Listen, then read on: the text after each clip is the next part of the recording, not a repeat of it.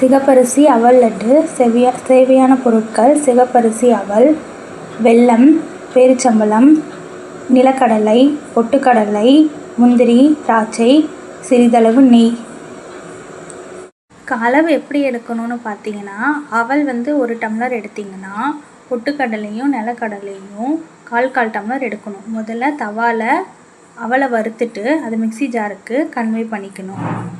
அப்புறம் நிலக்கடலையை நல்லா தோலெல்லாம் நீக்கிட்டு அதையும் ஃப்ரை பண்ணி ஜாருக்கு மாற்றிக்கோங்க. அப்புறம் பொட்டுக்கடலையும் ஃப்ரை பண்ணிவிட்டு ஜாருக்கு மாற்றிட்டு, அது கூட 2-3 ஏலக்காய் சேர்த்து நல்லா பவுட்ரு பண்ணிக்கோங்க.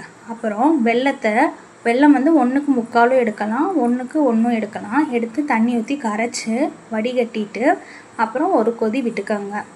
விட்டுட்டு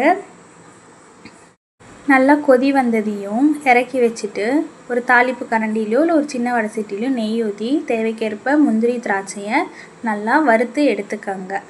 வறுத்து எடுத்ததையும் டேட்ஸ் இருந்துச்சுன்னா டேட்ஸை நல்லா சின்னதாக கட் பண்ணி போட்டு அதையும் ஒரு சைடில் வச்சுக்கோங்க. இப்போ நம்ம பாகு காய்ச்சி வச்சுருக்கிறத நல்லா அந்த மாவில் போட்டு நல்லா மிக்ஸ் பண்ணிவிட்டு, அது கூடயே அந்த நட்ஸ் எல்லாம் போட்டு நல்லா கிளறி விடணும். நம்ம நல்லா சாஃப்டாக வர வரைக்கும் கிளறி விட்டுட்டு, அப்புறம் நம்ம தேவைக்கேற்ப அளவு உருண்டை பிடிச்சி நெய் கையில் அப்ளை பண்ணிவிட்டு போட்டிங்கன்னா கொஞ்சம் நல்லா சாஃப்டாக வந்துடும். அவ்வளோதான்.